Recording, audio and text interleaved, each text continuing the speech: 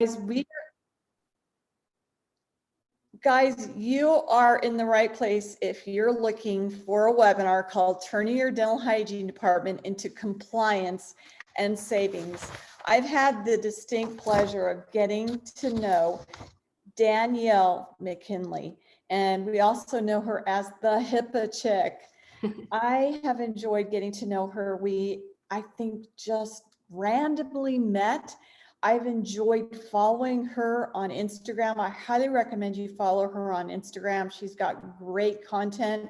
And especially today, if you're watching Instagram, if you're here with us today on the 17th, look at her value add video.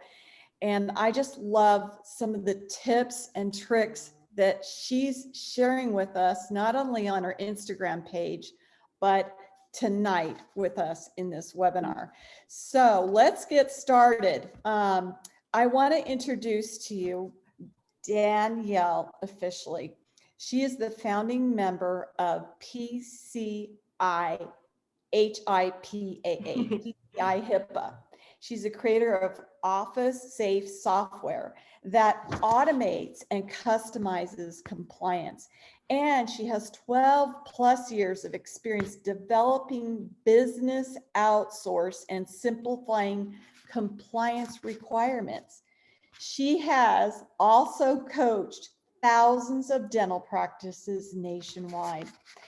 She's a professional speaker, podcast guest, and I want to tell you that I found out that she has a weakness. Her strength may be HIPAA, and she may look beautiful and like she just has the perfect body.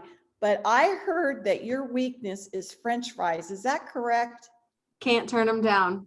If they're there, I'm eating them. Oh my gosh. Well, I don't know how you do it, but the other thing is I think you love meditation. Is that how you relax? I do. Yeah. I love meditation and like yoga, Pilates, things like that. And you also enjoy music. Is that right? Love music. It feeds my soul. Music is healing. I think music is powerful. I was wondering, what kind of music do you like? I like all genres. So my parents also love music. So I love everything from rock and roll, reggae, country, pop, you name it. Nice, nice. And right now she's in Huntington Beach. The company that Danielle works with, they're in Santa Monica on Ocean Boulevard, right? Yes, we are. Yep. Those are our corporate offices. You know, I think I've been to that office building before, and it is a beautiful location. Well, thank you. But, I want to tell you guys something. One thing that Danielle and I both agree on is that implementation is key. I know all of you are busy, and I appreciate you being here. But if you come here today, tonight, or you're watching this maybe at your leisure on the weekend, whatever this is, you can never get this time back.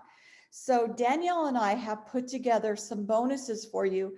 And at the very end, we are going to give you ways to grab those bonuses. Danielle has been very generous, and I'll share with you how to get her bonus so you can implement some of these tips and tricks for HIPAA compliance. So it's very important that you do something besides just sit and watch. We are here tonight to help you work smarter, not so hard, because if you can work smarter, maybe you're an employee in the office, if you're working smarter, I promise you that when you start working with me on a personal level, when I'm working with my clients, I know change is hard. I like to say exchange. We're exchanging the old for the new, and it's hard. But after 3 months, you enjoy life. You enjoy what you do at the office so much more. So doctors, super important is that you listen to what Danielle is going to share with you, because we're both all about implementation and delegating. As a leader, your job, doctor, is to empower your team to do what they need to do to inspect what you expect. And how do you delegate? Who do you delegate to? So we're going to share that with you as well. So without further ado, let me go on here. We are going to talk about increasing productivity and profits in your practice, tips and tricks to simplify compliance, how to plug your profit leaks. Danielle and I both have information in this. Now, I want to talk about these profit leaks because doctors are notorious for not looking at what, like, you want your production to be a certain amount of money. You need collections to be a certain amount of money because you know that you need to pay your bills. And unless you have those kind of numbers coming in, like I was talking to my teams today on the 17th, that we need to get X dollars by the 30th of June. And so what is that number that you need right now on the 17th to pay your bills? And so I want to share with you, I have a dashboard and I'm going to share with you right now. I'm going to try to screen share here. Let me put my glasses on. There's a dashboard that all our clients look at.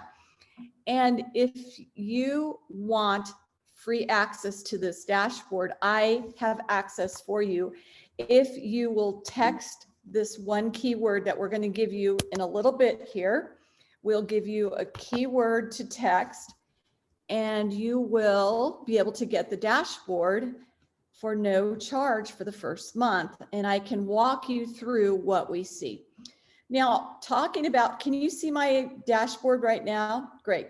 So talking about being HIPAA compliant, as you see, there are no names, no patient names, no office name. But I want you to see these arrows going down. They're red going down. And these are some areas of profit leaks. This is not my client. This is somebody who wanted to talk to me about their profit leaks. And so I'm sharing with you the typical client who does not have accountability, who does not have a partner to help them with implementation, a doctor who doesn't know that being a leader is inspecting what you expect. And doctors, you weren't going to school to be a business owner, you went to school to be a clinician.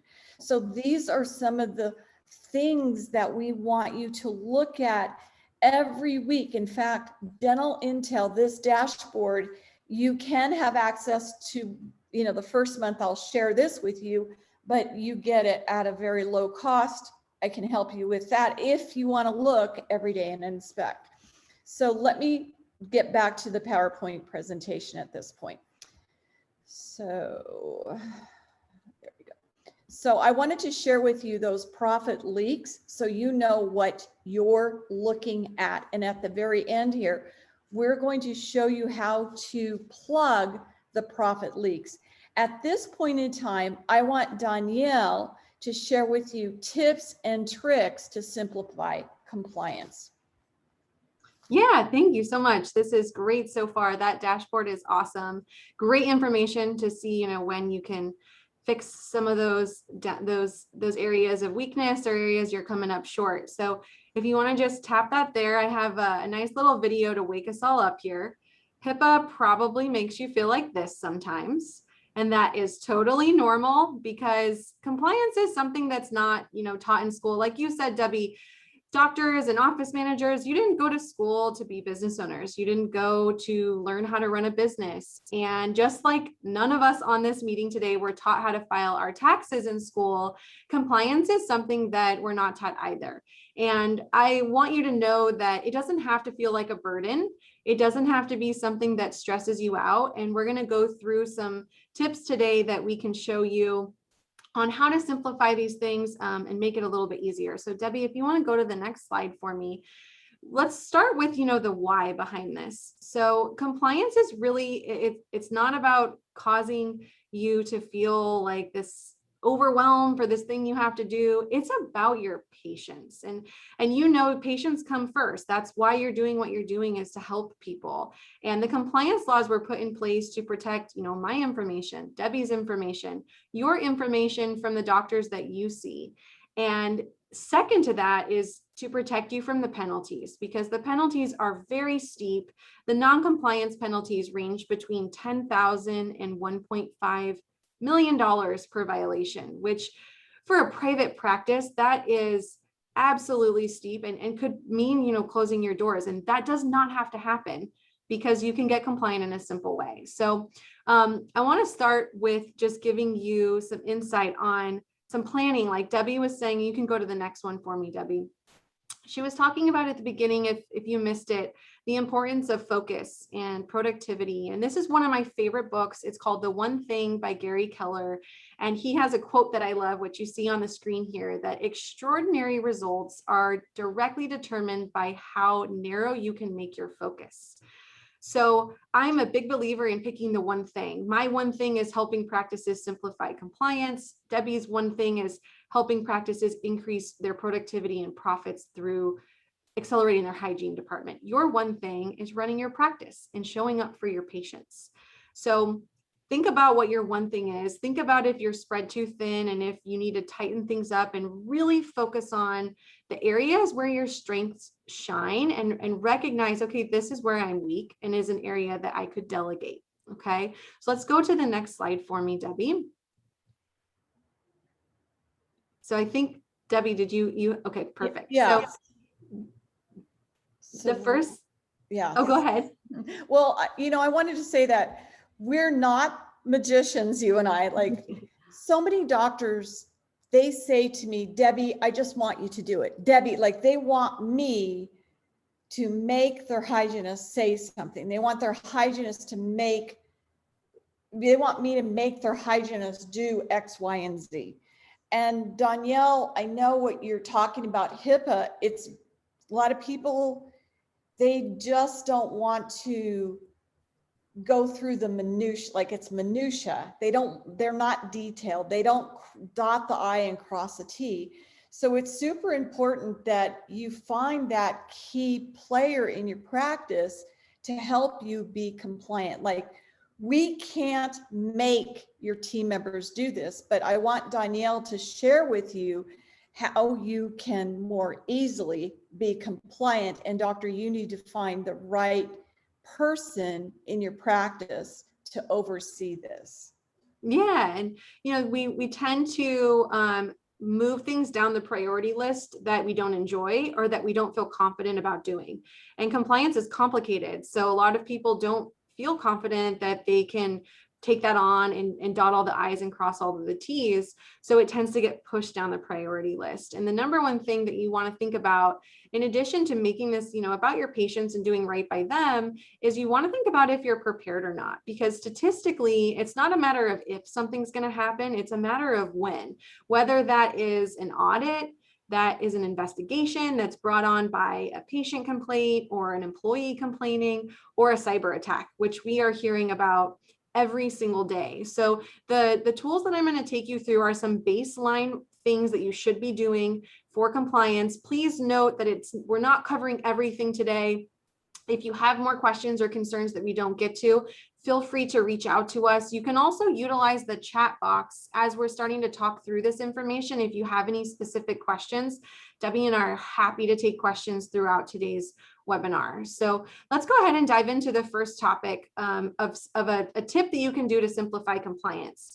Everything starts with a risk assessment. So if you take anything away from our session today, it's take a risk assessment. This is the equivalent of a consultation with a new patient that's coming in because they've got pain in their tooth, and you need to do a consultation to assess, okay, what's happening? How are we going to treat that? And you're developing a treatment plan. A risk assessment is a consultation or an initial check on the overall health of your practice's compliance status. And an assessment is required. You have to do it every single year. This is kind of Health and Human Services way of saying, hey, this is a requirement and this is your way of getting information about changes. Because just like our tax laws change every year, and we rely on our accountant to make sure our returns are filed correctly based on those changes. The IRS doesn't call us and say, hey, this is what you need to know. HIPAA and Health and Human Services operate the same way. There's no announcements. There's no easy way to go get this information.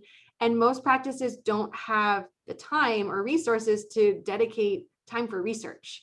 So a risk assessment is a very quick and easy way for you to check a box for something you need to be doing anyway, and get a really great understanding of how you're doing and where you need to spend some time to clean things up. So we have a risk assessment, a free risk assessment for you that Debbie will talk about at the end.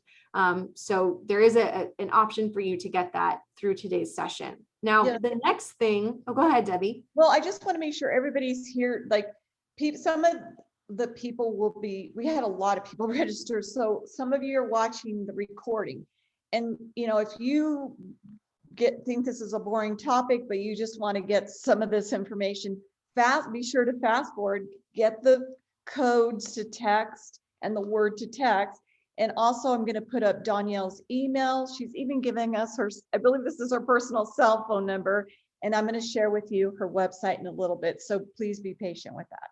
Yes. All right. So the next thing you want to take a look at in your practice, especially with everything that's happened with COVID, is your policies and procedures. So we've talked about, the importance of productivity. We've talked a little bit about delegation, and this is an area where you really want to enlist some help, because what practices, where I see the most misconceptions with documentation is you have a manual, let's say, that is a few years old. You don't really have a way of researching or updating it. You might attend a CE course and you learn something, so you go apply that to your manual. And the challenge there and the risk that you're taking with that is that if there is an audit, a ransomware attack, or an investigation, and the documentation is not up to date or customized to your practice or includes, say, the state laws, that will result in penalties. So you want to delegate or outsource this part of your requirements, because that is how you gain true peace of mind and protection from an incident that could happen. So ask yourself, when's the last time we really looked at our manual? When's the last time we updated it? And what did that process look like? Were we doing it ourselves? Was there an attorney helping us? Did we have an expert? Those are the things you want to be thinking about to protect yourself. Now, the next tip that we have is training. So humans are not perfect. I certainly am not. And 90% of data breaches today and incidences that result in investigation come from human error. It's just, look, we're never going to be perfect, and there's no way to protect against human error. It's bound to happen. Training is how you prepare for a human error caused incident. So Health and Human Services will be easy on you if you can prove you've checked all of the boxes to inform your staff, keep them informed. So what you want to know about training is that it needs to be done annually. You have to have the ability to show proof of the content you're using to train. And this is where practices typically fall short, because they're attending a seminar or they have someone coming in-house once a year. You need to be able to prove the content you're using to educate is up to date. So Health and Human Services can ask you for it.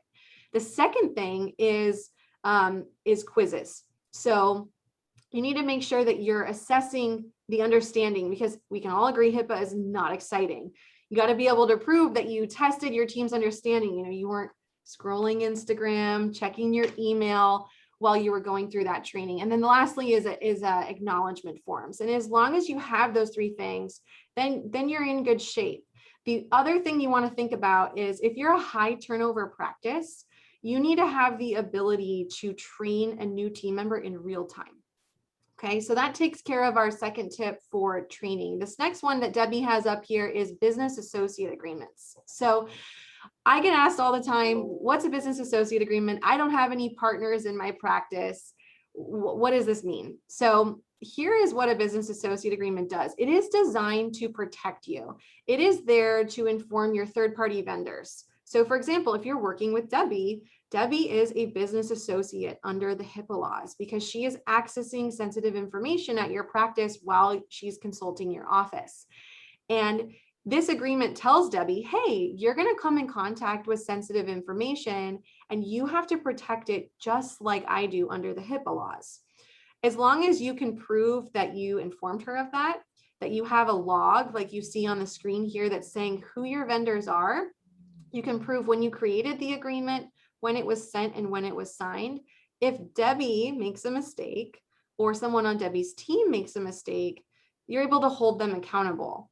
If you don't have an agreement and you're audited or an incident happens with a third-party vendor, like the IT firms that are getting hit with ransomware, you assume all the responsibility. So this is a really cool part of the law because it allows you to protect yourself and educate your third-party vendors.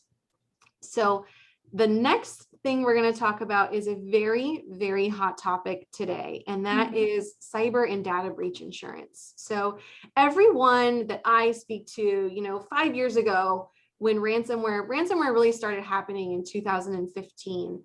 And even the first year and a half, practices weren't that on board with getting insurance. But nowadays, everyone knows. And if they don't have insurance, they're probably actively looking for it. So a couple of things you want to know about your cyber and data breach insurance. If you are ignoring compliance completely and you're like, I'm good, I've got a cyber and data breach insurance policy, that is a really risky position to take. And the reason being is that what do insurance companies love to do?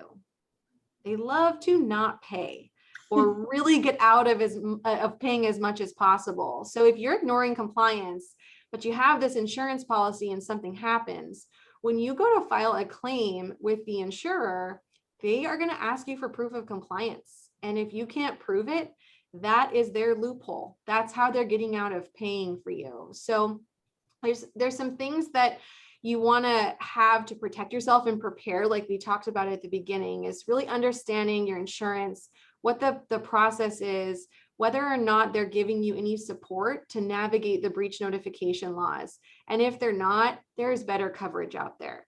And if you need pointers or some guidance on where to get better coverage that comes with more of the support you need to ensure that when something happens, you minimize downtime and prevent any financial losses to you, let me know, because this is a gap that if you don't have today, you absolutely want to get fixed. So thank you. That was very good. I think we want to now talk about how to plug the profit leaks. Yes. And I want, like I was saying before, Doctor, it all begins with you. You're the leader of the team. So be sure that if you've heard something right now that you aren't implementing in your office, if you don't have that system or process going on happening right now, reach out to us. I mean, we are here to help you. We can't make people do it, but we will give you a way to get it done. So doctor, it all begins with you. And then it's helping your team members know what their responsibilities are. What do you expect them to do? Such as you should have one person who, my doctors that I work with have one person. They are a detailed person. They're the person that takes copious notes, and their clinical notes, when you log into your electronic clinical notes on Dentrix or whatever you're using for software, they're impeccable. Okay. That's your person that's going to be good at OSHA and HIPAA, and reach out to Danielle to make sure that you have an up-to-date risk assessment. Super important is, doctor, that you have the right people in the right seats on your bus. Your bus is your dental practice. And so you can now delegate each team member to lead something. So when I first showed you the dental intel, those KPIs, the key performance indicators, each team member has their metrics that they are moving forward, and everybody logs into the dental intel because they have a role in optimizing the productivity throughout the day. So doctor, your role is to understand who you delegate to that right system, process, etc. Yeah, and Debbie, let's talk about delegate a little bit too, from like if we're zooming out, because this is such a powerful thing in like our personal life in our practice and just overall getting an understanding of. So I think like everyone that's on this call wants to be better, right? Because they're seeking out information. We're always looking to learn. And when you think about delegation, what really gets me excited about it is everyone has a peer or someone that they look up to, right? And they're like, so in the dental space, let's say like they have multiple practices, they're running multi-million-dollar businesses, they've written a book, they're doing podcasts. And if you really zoom out and go, okay, what is the common denominator there? It is that they have become experts at delegation.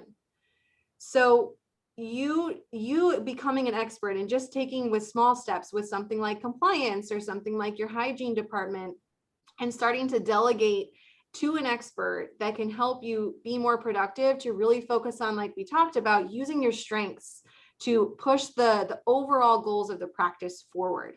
So that's kind of how I think about delegation. Is it's going to make us move faster, more efficient, and really meet the goals that we're setting out to get. Mm-hmm. Yeah. And so with talking about like profit leaks, right? So this slide is starting to show where you might have some of those leaks when it comes to your compliance. So a lot of practices today are doing something, and they may be working with multiple vendors. You might have an OSHA person that is coming in to do your annual inspection and your training. You might have online courses that you're doing for HIPAA.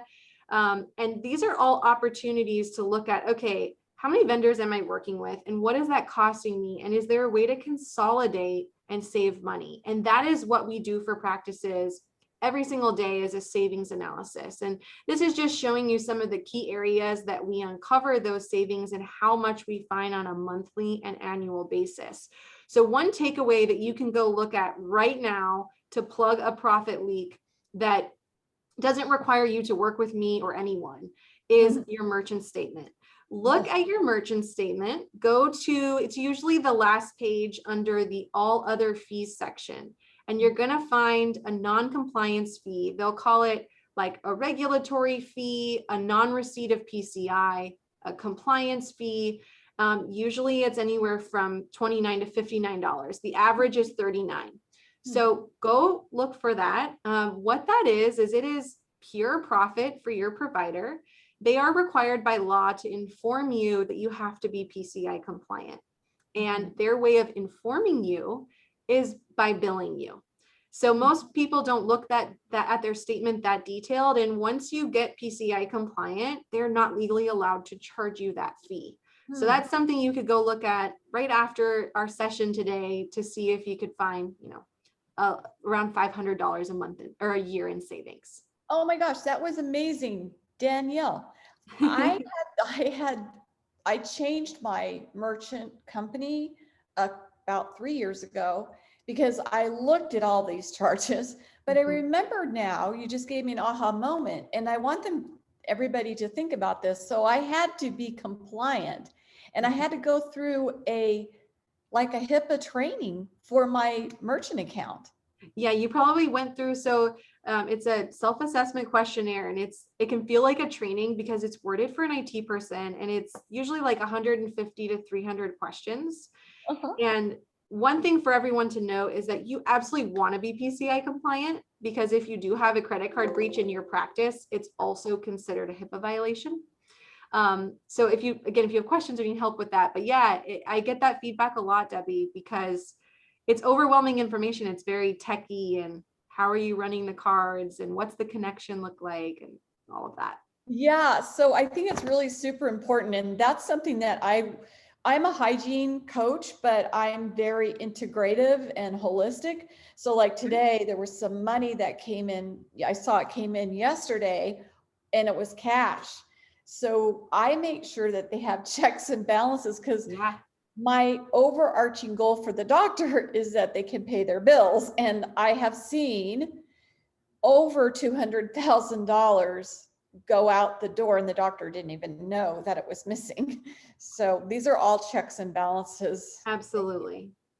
They're talking about compliance. I think it's super important that you know what is required of you as far as a clinician in your state board of dentistry. There are many states that I work with. For example, not only a medical history needs to be completed, but you want to make sure that your software, like when I went to my physical the other day, they had all these iPads at their front desk when you checked in.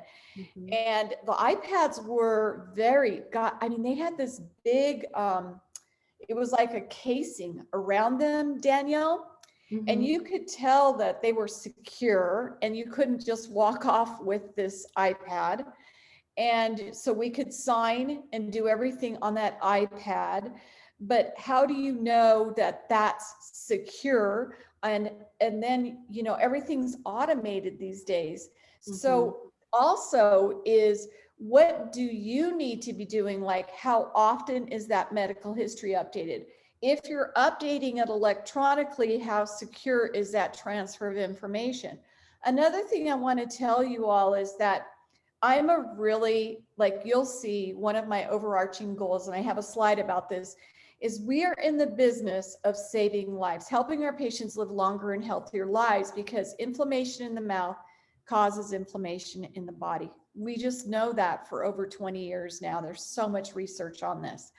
And I want to tell you that part of that is blood pressure. And there are many states that require you take blood pressure on your patient and record this annually. So it's another compliance issue. And a lot of offices, the majority of offices, when I first start working with them, they are not doing this. Now, I've had hygienists crying because they said they do not have enough time. And I want you guys to get this. We are not in the business of cleaning teeth. We are, and I'm going to share this again. It'll be a third time. This is the second time. We're in the business of helping our patients live a longer, healthier life. And there is data collection. And that is information that goes into their secure clinical record, and it's wellness exams. One of those is going to be a blood pressure screening annually. It's super important, especially if you're going to be giving an injection of local anesthetic. And a lot of people that are on this webinar tonight, I'm sure you're doing sedation. You cannot be doing these things. And I see it happen time and time again where there's no blood pressure. So we're talking about compliance. So I'm going to bring to you some compliance issues as well. And these assessments in your data collection, these wellness assessments, such as blood pressure, such as abnormality screenings, are going to help you to plug the profit leaks. Because when any of the clinicians ask patients what they want, like, Danielle, if there's one thing that I could do, I'm serious, Danielle, if there's one thing that I could do as your hygienist that would make you feel even better than you already, you have a beautiful smile, but is there one thing that I can do that would make you feel even better? I compare it to my dentist, right? And my dentist is amazing. So I'm like, I don't, there isn't anything that they could do that's better. I think that patients appreciate education. So I feel like kind of talking through like this data collection that you're referring to, like explaining to them, this is why we're taking your blood pressure. I think when you connect those dots and you say, we're giving you the blood pressure in case we need to do a local anesthetic to make sure that your body, is ready for that. And I think that people love, I think that talking more, or making, saying like, as you're cleaning the teeth, like, oh, you're looking really good, you're healthy, like giving commentary. Because when you're laying there as a patient for so long and getting your teeth cleaned, you kind of have, a lot of people have anxiety about the dentist, right? And they're getting that feedback loop helps ease those nerves and make them go, okay, like, we're not going to need a root canal. And if you are, like, talking about it in the right way and how you're going to make them comfortable and that sort of thing is always really helpful, I think. So, we talked about when you're sitting down with the patient, catching up with them, you're asking any changes in your health, new medications, surgery. It's almost like you're a detective and you need to interrogate them without them feeling interrogated. You're investigating without them feeling interrogated, is what I should say. And if you were to ask your patient this one question, if there's one thing that I can do for you today that will make you feel better than ever at the end of your appointment, what is that? The majority of your patients are going to say, I want my teeth whiter, Yeah. whitening of the teeth. And you're going to also get answers that will help you. They're going to say, oh, I get food trapped here. Maybe they got a space because they had a tooth extracted. Could be an implant. It could be they want their teeth straightened. They think their teeth are crowded, crooked, malocclusion. Now you've got a conversation on Invisalign. So these are some of the ways you can plug your leaks. Yeah, I mean, you're really opening a dialogue, right? You're having a really easy, it's like I was saying with, creating a conversation, and you're getting them to open up to you in a way that's comfortable. And then you get to share that information with the appropriate person on the team if it's going to lead to another treatment. Absolutely. And explaining to your patient, I'm going to use, you're not probing your patient. We tell her, I'm going to probe and I'm going to call and then I'm going to do these numbers. What does that mean? And then you tell your patient you have periodontal disease. I mean, they're just like, whoa, what does all this mean? And they don't want to feel stupid, so they act like they know. But let's break it down for them into bite-sized pieces. Like, I'm going to use a ruler. I'm going to take some measurements. Those measurements, you might hear me call out a 1, 2, or 3, perfectly healthy. A 4, say the word inflammation. A 5 or higher means infection. And if you hear 5s, or if you hear a lot of bleeding, if I'm calling out bleeding more than a couple times, not to worry, because we're going to actually create a plan to get your gums healthy. And when I'm all finished with my exams of anything, and I call out anything abnormal, then I want you to tell me, what do you hear? What is the highest number you heard? What is the lowest number you heard? And what you said, Danielle, is super important. Education. You're educating them on what you're going to do, what they can hear, what they might hear, what you'll do if they hear that, and have them be a partner in the process. So asking them, listen, and please, I wink. I like to make my patients laugh and smile really big. I tell them there's going to be a quiz at the end. I'm going to ask you what is the highest and lowest number. And you know what happens when they hear bleeding? Oh, there's another bleeding. Okay, bleeding, 5, 4, 6, bleeding, 6, 4, 6, bleeding. They start hearing this. You don't even have to wait for them to tell you, because you asked them to listen. They're already you invited them to be a partner in owning their disease. And so I just wanted to mention that, just because it's a small little piece of information, small tip, small trick that creates a big plug in your profit leaks, because it helps patients own their disease. Now they want. I love it. Those are like the little things that go a really, really long way. So Debbie, you should give the listeners the exact, because it's such you should pull, if you're taking notes, you should write down this one question that she gave you, because it creates a conversation. It gives you an opportunity to give an amazing experience. And that one little question could set you apart from somebody else that, if they're needing a big treatment, it could be why they choose your practice over another doctor. So you should give them the question again. So the question is this, super simple. Any of your clinicians, doctor, can ask this one question, even if they're coming in for a crown prep, especially like new patients.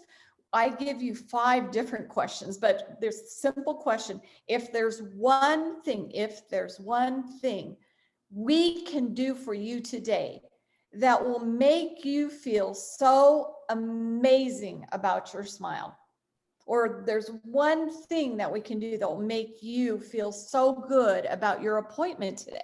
Mm-hmm. I always say this when I'm introducing myself to a hygienist, when I'm working with the hygienist, I ask them, if there's one thing that I can do And then I think of that one, like I asked a hygienist, if there's one thing that I could do that would help you love your career more than ever, what would that be? Mm-hmm. And usually they think, but let them think, because Well, look, you got me thinking. I was like, huh, my dentist doesn't ask me that. Now I want them to. you know, so many of my friends have told me my dentist never asked me that. And I wish they would have, because they never told me that I could have whiter teeth.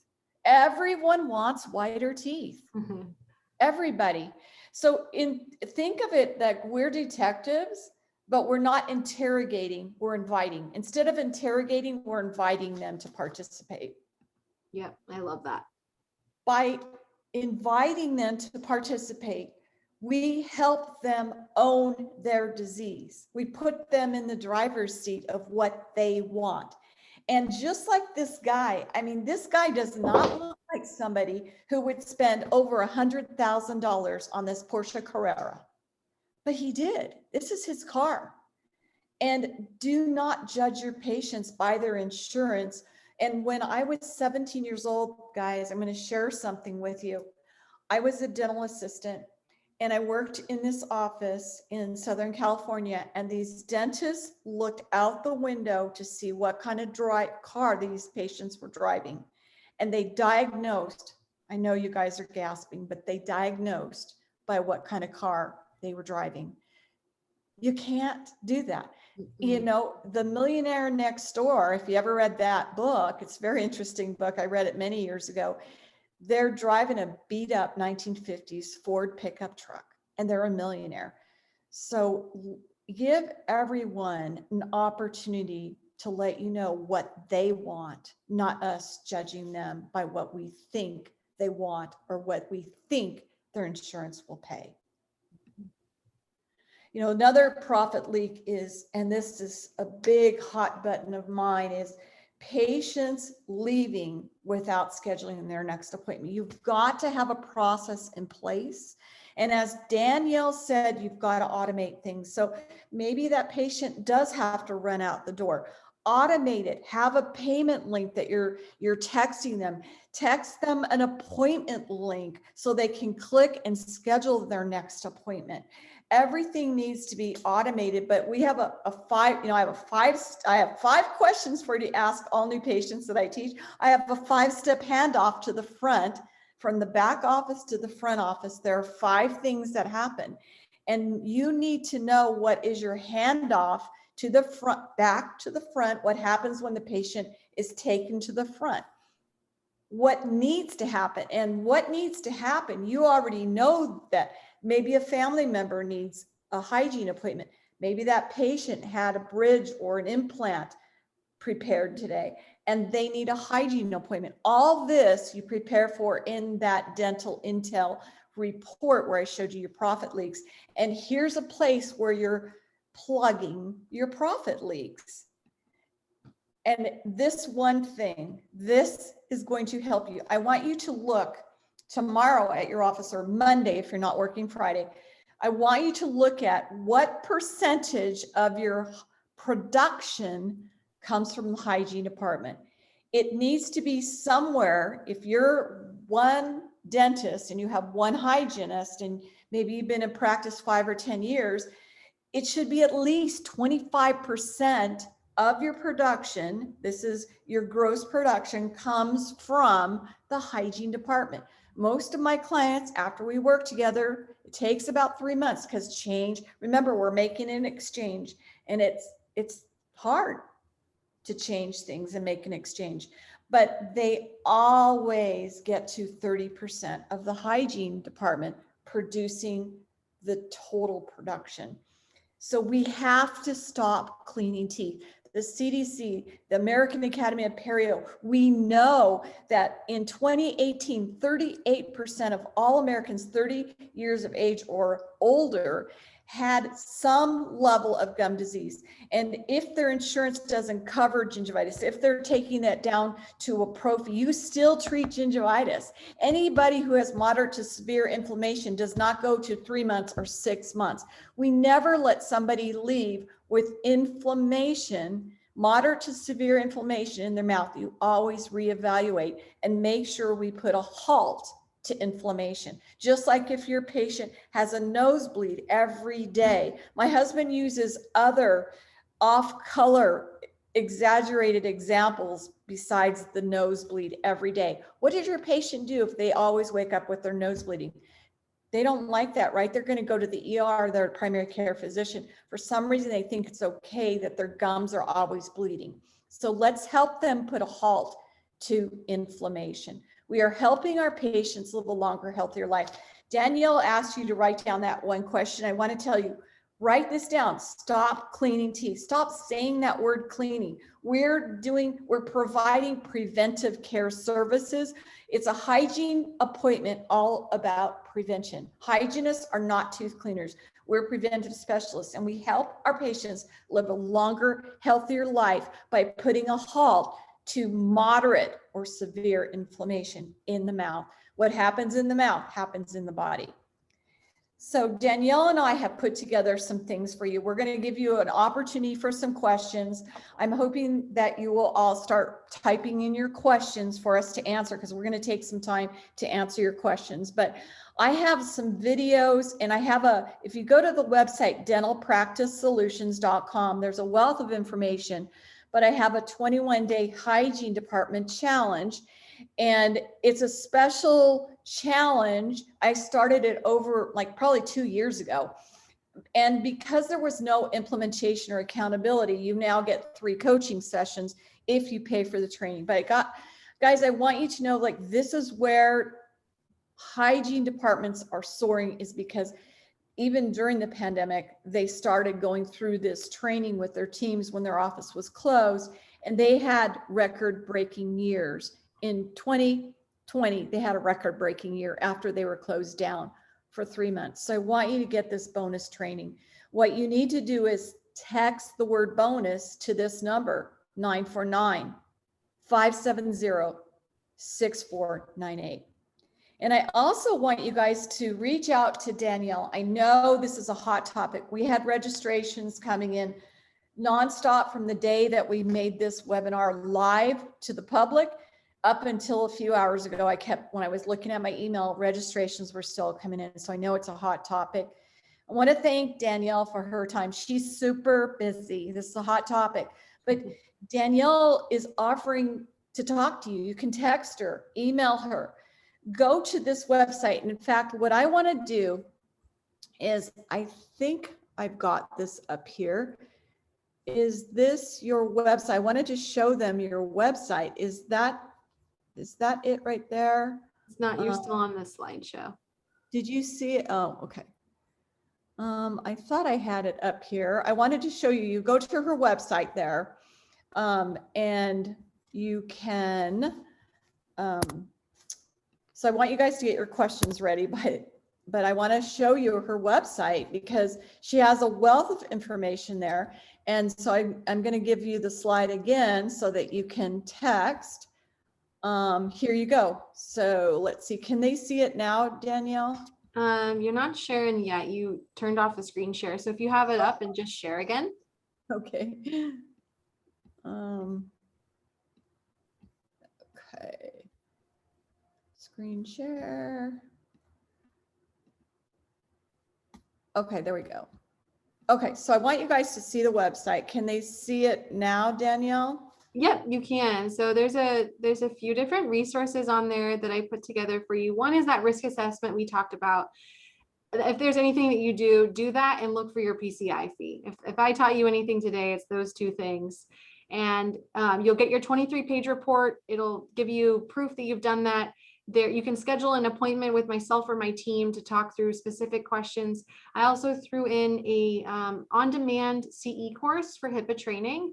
So if you do the Start Now, you can take the course on demand and get CE credit and get some additional education around, the updates and things that have happened. Okay, great.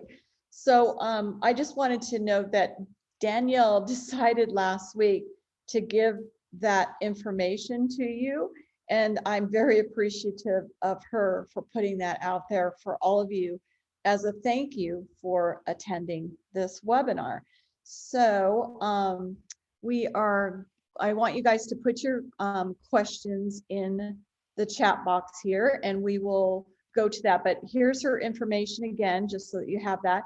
And I'll leave that up there and then I'll put mine up as well. So hopefully you can take a picture of that, screenshot it, whatever. We have some questions that have come in, Danielle. Okay, no problem. So the first one is, can a practice be bulletproof with compliance? You know, I get this question a lot, so that's a good one. So we got to reframe it.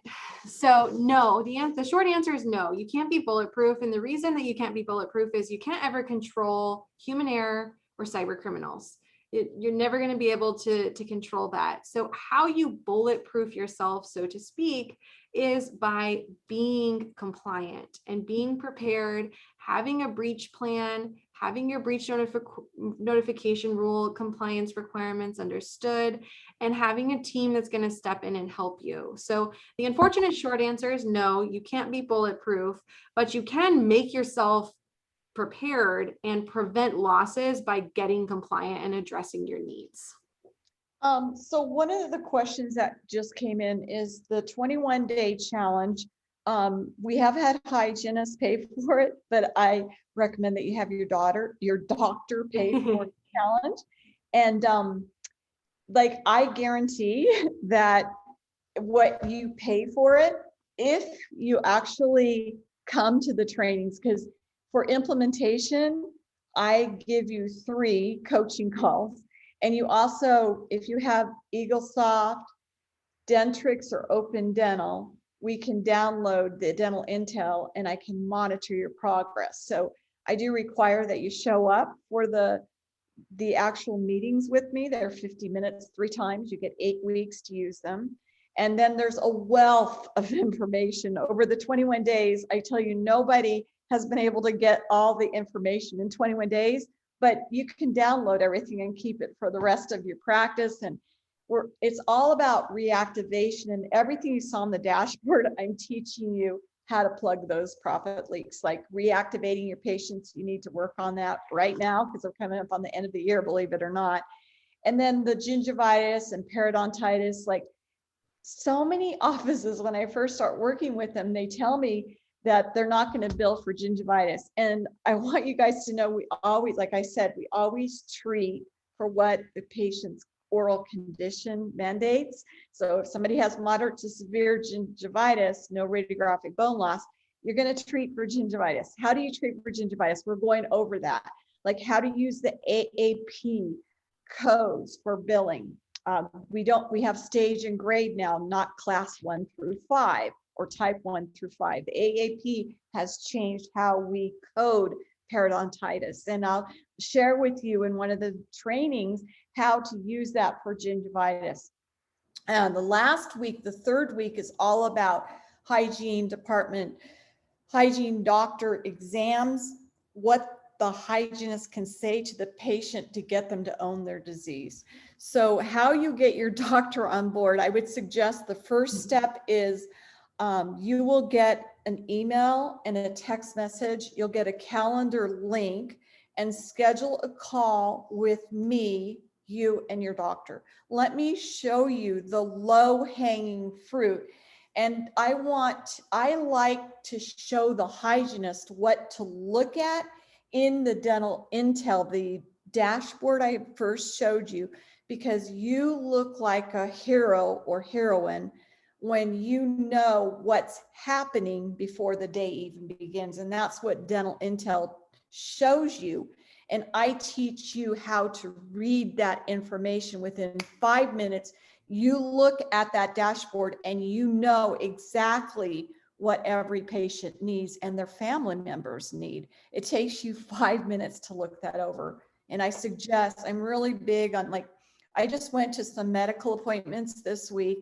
I'm new in Arizona, so I'm getting my doctors in alignment, and I met my primary care physician. And it was super important to me. They kind of failed, I have to tell you. It's super important to me that my providers know what's happening with me. So I met them for the first time and we were going over my medical history. As you can tell, I'm not 17 anymore. So there was a long history. And I was, for the first time ever, seeing a nurse practitioner. And honestly, she missed an important piece of my medical history. So we don't, as dental hygienists, we're like the nurse practitioner, the mini associate to the doctor. We have to look, we have to inspect before we start seeing our patients. So to get your doctor on board, please click the link. It's no cost to look. Hey, And Debbie, the hygienists look really good. I think it was Trish that asked that. For Trish, is there, because sometimes it's hard to talk to the doctors, right? And to say, hey, you need to pay attention to this. They're busy.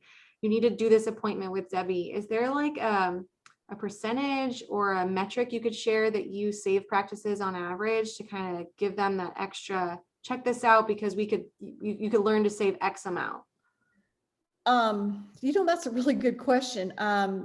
I would say, like, your hygiene department, the things you want to look at is, where is your perio percentage? I don't know the person's role who asked that question. Are they the hygienist or are they the office manager? Like, if you can know what is your perio percentage, like your perio percentage, most offices I work with, once they're optimized with this and everybody's on board playing together, and I'm mean, like I'm optimizing the hygiene department, but it's a team approach. Like everybody works together. The hygienist can't do it all alone. So I'm teaching everybody how to support each other. Like hygienists can't be doing perio charting and writing down or typing in the numbers. You've got to have a Florida probe or the dental rat, or you've got to have an assistant there typing in the numbers. That is not compliant, OSHA compliant, to be typing or writing in those numbers. And it doesn't help to plug the profit leaks for patients owning their disease if you're just going to chart by yourself. So it's a team approach. And I think you need to look at, where's your perio percentage? It needs to be close to 40%. And you can go to Google and say, what is the percentage of Americans with gum disease?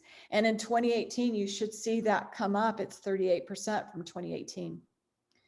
The other percentage is like hygienists. If you're, most hygienists, I'm getting notices. I used to live in Oregon, and I still am getting notices. They're looking for hygienists.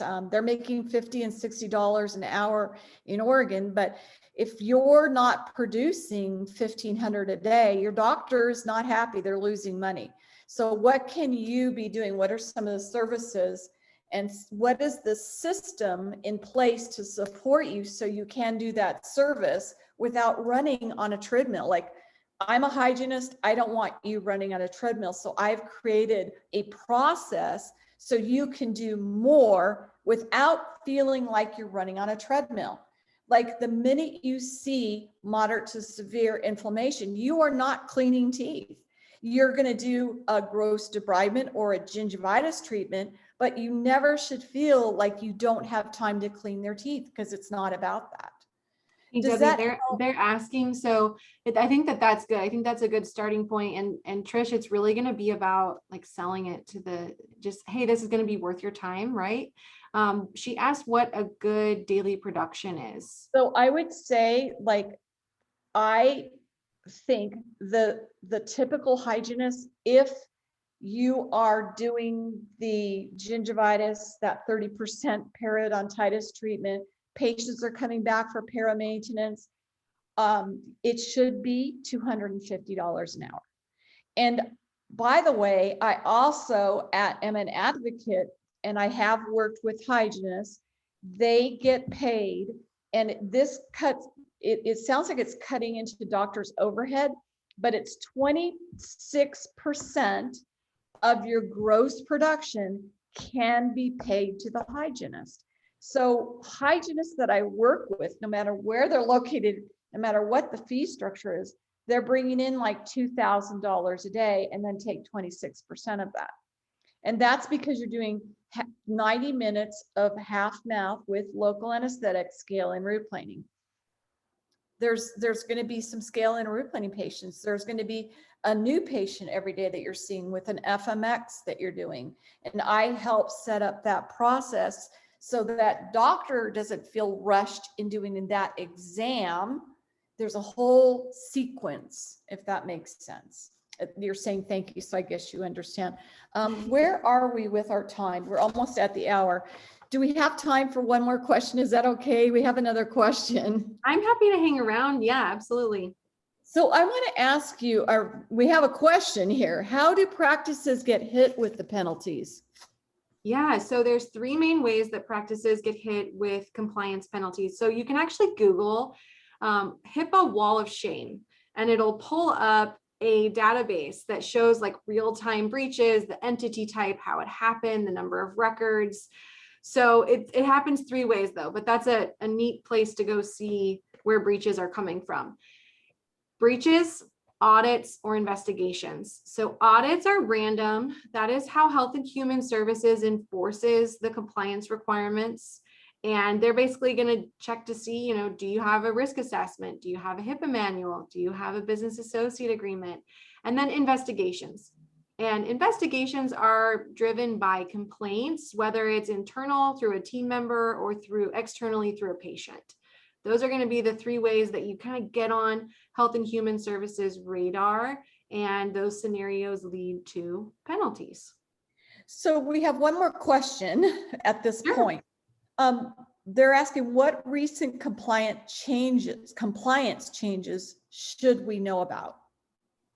Yeah, so there have been a lot of updates to the policies and procedures through COVID, and they're focusing on an initiative called the Access Rights Controls. So you have a number of policies and procedures that you should have up to date for like how employees have access, how patients get access. And that seems to be the focus of where penalties are coming from with Health and Human Services.